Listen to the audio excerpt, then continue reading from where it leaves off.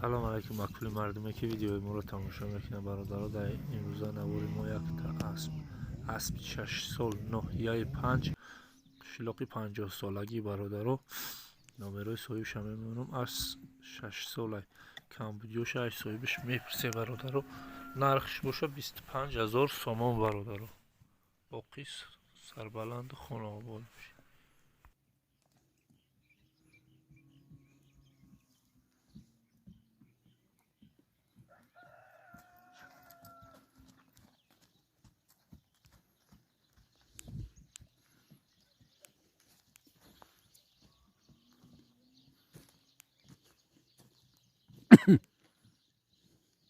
Şöyle tur.